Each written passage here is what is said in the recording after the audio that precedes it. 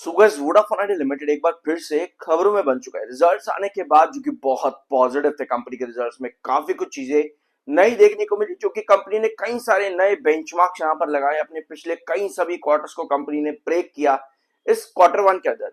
अब उन सबका ऑप्टिमिज्म थोड़ा सा स्टॉक पर देखने को मिल रहा है। छोटी मोटी रिकवरी यहां पर बन रही है, क्योंकि खबरें वोडाफोन आइडिया लिमिटेड के लिए बहुत जरूरी है। आप लोगों ने इस चैनल पर कई बार सुना होगा, अगर वोडाफोन आइडिया लिमिटेड में अपडेट्स बनी रहेंगी तो ये अच्छा है, लेकिन delay in news Vodafone idea limited के लिए हमेशा खतरनाक रहता है।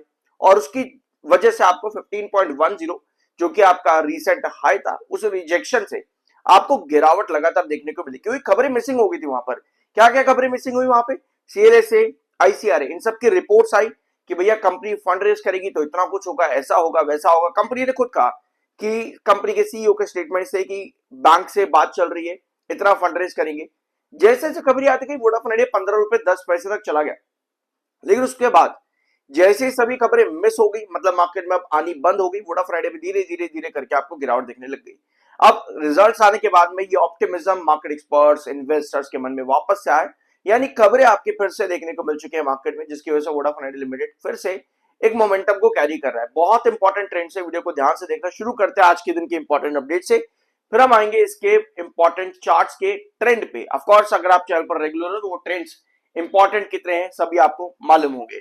ये है Motilal Oswal financial services limited. इन्होंने वोडाफोन आइडिया लिमिटेड में न्यूट्रल रेटिंग दी है, टारगेट दे दिया है 11 रुपए का। 11 रुपए का टारगेट के साथ में न्यूट्रल रेटिंग है वोडाफोन आइडिया लिमिटेड के रिगार्डिंग। और इसके साथ में इन्होंने एक छोटा मोटा कंसर्न भी यहां पर दिखाया है। ठीक है, यहां पर नोट करते जाना इन सभी चीजों को। सस्टेन्ड टैरिफ हाइक्स और चेंज इन टैरिफ कंस्ट्रक्शन, ये एक कंसर्न इन्होंने यहाँ पे बताया। इनका कहना है कि अगर वोडाफोन आइडिया को बहुत बड़ा रिवाइव करना है यहाँ पर, मतलब रिवाइव इन द सेंस कि अगर आप चार्ट्स पे कुछ बड़ा मोमेंटम चाहते हो, तो कंपनी के लिए सबसे इंपॉर्टेंट चीज क्या है? Tariff hikes. ठीक है, एक सस्टेनेबल टैरिफ हाइक। आपको मालूम होगा कि अभी कुछ दिन पहले एक अपडेट आई थी कि टेलीकॉम सेक्टर में एक बार फिर से टैरिफ हाइक होने वाला है। अब ये खबरें देखो कंपनीज के लिए बढ़िया होती है, लेकिन एज अ यूजर अभी जो आप पे कर रहे हो, आपको उससे शायद और ज्यादा पे करना पड़ेगा। तो एज अ यूजर ये चीज थोड़ी खराब होती है, और इसकी वजह से ही आपको सब्सक्राइबर चेंज और सब्सक्राइबर चर्न देखने को मिलता है। लेकिन कंपनी के स्पेसिफिकली अगर बात करें तो कंपनी के लिए ये एक पॉजिटिव साइन होता है, क्योंकि उससे कंपनीज के आरपीयू बढ़ते हैं। और जब आरपीयू की बात आती है तो वोडाफोन आइडिया लिमिटेड ने इस क्वार्टर वन के अंदर 10% ईयर ऑन ईयर पर अपना आरपीयू इंक्रीज दिया, जो कि पूरे सेक्टर में सबसे हाईएस्ट इंक्रीज है। तो एक सस्टेनेबल टैरिफ हाइक कंपनी के लिए बहुत जरूरी रहेगा, ये कहना है मोतीलाल ओसवाल का।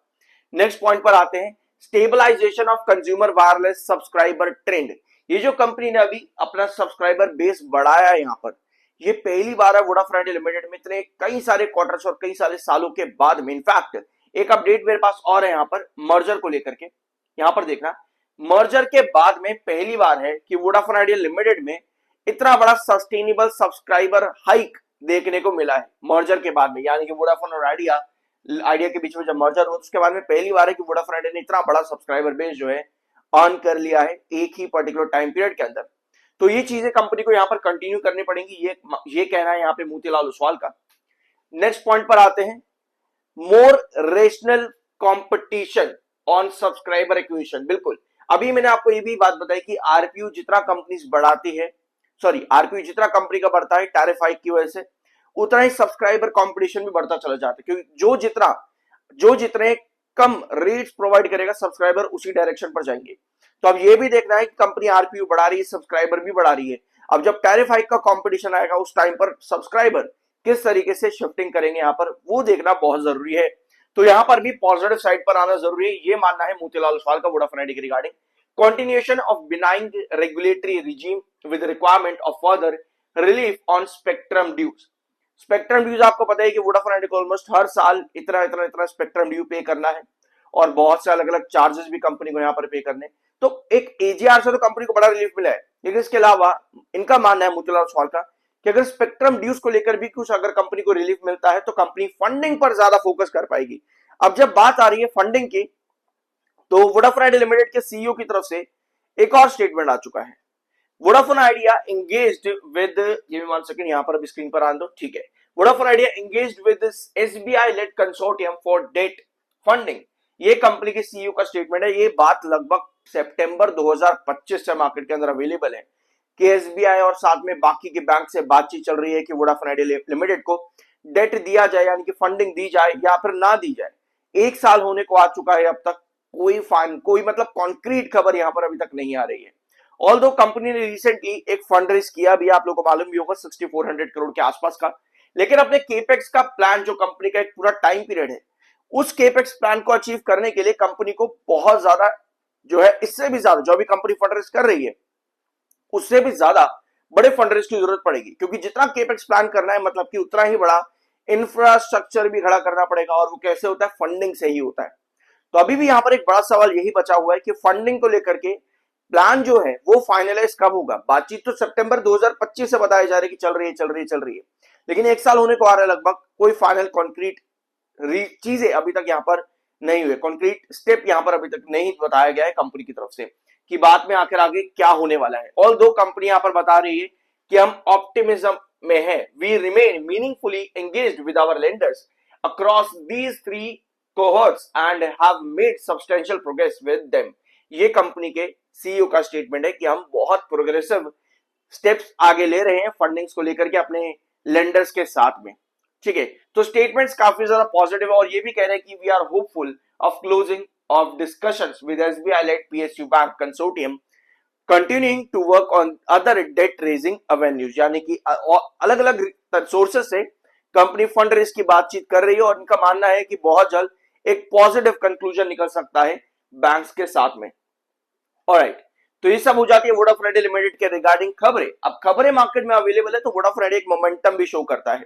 लास्ट वीडियो जो हम लोगों ने कंपनी के क्वार्टरली रिजल्ट्स लेते हुए डिस्कस किया था, वहां पे टोटल 3 इंपॉर्टेंट ट्रेंड्स हम लोगों ने फिर से मार्क किए थे। वैसे तो आपके लार्जर स्केल पर 15.10, 14.80, 14.30, 13.80, 13.30, 12.80, 12.20, 11.80, वो सभी लेवल्स तो आपके इंपॉर्टेंट रहेंगे ही, वो बहुत इंपॉर्टेंट स्टेप्स है वोडाफोन आइडिया लिमिटेड के रिगार्डिंग। लेकिन फिलहाल ये 3 टारगेट्स बेसिकली हम लोगों ने वोडाफोन आइडिया के रिजल्ट्स के अगले सेशन के अंदर, यानी कल जो निकल चुका है, कल और परसों इनफैक्ट अगर हम कहेंगे तो ज्यादा बढ़िया रहेगा, ट्यूसडे के दिन के लिए हम लोगों ने 3 स्टेप्स यहां पर वोडाफोन आइडिया लिमिटेड के लिए डिस्कस किए थे। 13.25 के ऊपर जाता वोडाफोन आइडिया और वापस से थोड़ा सा डंप होकर के क्लोजिंग दे देता है। कल के सेशन में आपको ये देखने को मिला 13.30 के आसपास का हाई था। अब आज एक बार फिर से वोडाफोन आइडिया में एक मोमेंटम यहां इसी रेंज के अंदर कैरी कर रहा है, 13.90 से लेकर के 13 और 13.25 इन लेवल्स के बीच में। अब खबरें जब वोडाफोन आइडिया लिमिटेड के अंदर बनी है वापस से, तो इन्वेस्टर्स यहां पर अट्रैक्ट हो चुके हैं। ऑफ कोर्स इन्वेस्टर को यहां पर क्या चाहिए, एक बड़ा बूस्ट चाहिए। अगर आप आज के सेशन में देखोगे तो आज भी वोडाफोन आइडिया लिमिटेड में मोमेंटम बहुत बढ़िया बना, जैसे कल देखने को मिला था। लेकिन यहां पर एक ही चीज थोड़ी सी खराब नजर आती है कि 7 EMA 21 EMA के नीचे है, और आपको मालूम है जब भी आपका 7 EMA 21 EMA के नीचे होता है आपको मोमेंटम मिल तो जरूर जाता है, लेकिन उसके बाद में सेलर्स भी बहुत ज्यादा एक्टिव हो जाते हैं। तो आज के दिन में जो मोमेंटम अभी तक हमको नजर आ रहा है, लगभग 2 बजने वाले हैं, मोमेंटम बहुत बढ़िया है, लेकिन वहां पर सेलर ने अपनी पोजीशन फिर बना ली है। तो अभी यहां पर चाहिए क्या, टेक्निकल पॉइंट ऑफ व्यू पे आपको ये जरूरत है इस समय कि जो आपका 7 EMA है ये जल्दी से 13.10 के ऊपर है। अगर आपका 7 EMA 13.10 के ऊपर, यानी कि लगभग 721 EMA के आसपास कॉन्ट्रैक्ट करने में कामयाब होता है, देन हम एक्सपेक्ट कर सकते हैं यहां पर स्टेबिलिटी और सस्टेनेबिलिटी, देन हम एक्सपेक्ट कर सकते हैं लगभग 14 रुपीज। लेकिन जब तक इस तरह की सिचुएशन नहीं हो रही, एक सेशन में आपको अच्छा मोमेंटम जरूर मिलेगा, लेकिन आपके trader, intraday players, option trader सब अपना प्रॉफिट बुक करके वापस से सेलिंग यहां पर करते रहेंगे। क्योंकि वोडाफोन आइडिया लिमिटेड जब भी खबरों के अंदर होता है जो कंक्लूसिव नहीं है, पॉजिटिव है, तो वहां पर मोमेंटम तो मिलता ही है, तो उसी का फायदा सबसे ज्यादा ट्रेडर उठाते हैं। मैंने आप लोगों के साथ कई बार कहा है कि वोडाफोन आइडिया लिमिटेड में शॉर्टर बहुत एक्टिव रहते हैं। अगर आपको इन्वेस्ट करना है तो आपको यह देखना होगा कि जिस खबरों की बात चल रही है मार्केट में वो कंपनी के फेवर में आती चली जाए।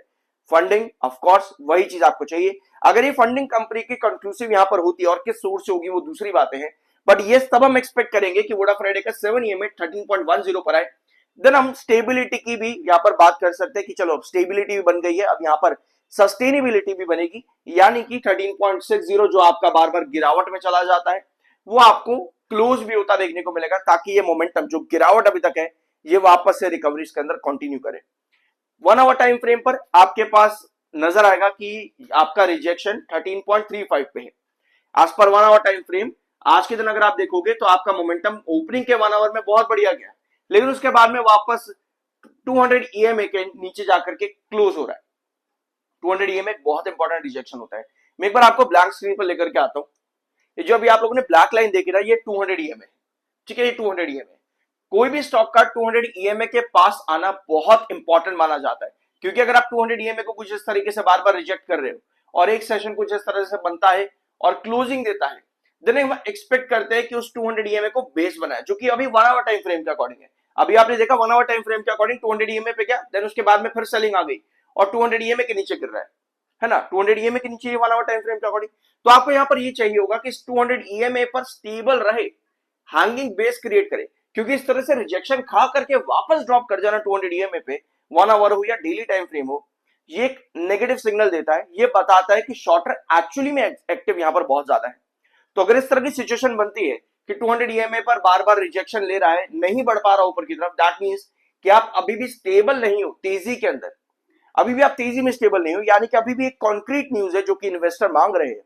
अब सिर्फ और सिर्फ शॉर्टर आपके पास एक्टिव है, लेकिन दूसरी पोजीशन अगर आपके पास तरह से हैंगिंग बेस बनता है और आपके पास एक पॉजिटिव न्यूज, बड़ी न्यूज और पॉजिटिव न्यूज आपके डायरेक्शन पर आती है, देन हम एक्सपेक्ट कर सकते हैं 200 ईएमए का ब्रेकआउट एज पर 1 आवर टाइम फ्रेम। देन हम एक्सपेक्ट कर सकते हैं 13.60 के ऊपर स्टेबिलिटी, देन हम एक्सपेक्ट कर सकते हैं 14। अदरवाइज इनस्टेबिलिटी बहुत ज्यादा हाई देखने को मिलता है वोडाफोन आइडिया लिमिटेड में, किसी भी कॉन्क्रीट न्यूज ना होने की वजह से। ये चीज कई बार रही है, अगर आप पिछले कई सालों से वोडाफोन आइडिया को फॉलो कर रहे हो तो आप लोगों ने इस चीज को नोटिस भी जरूर किया होगा।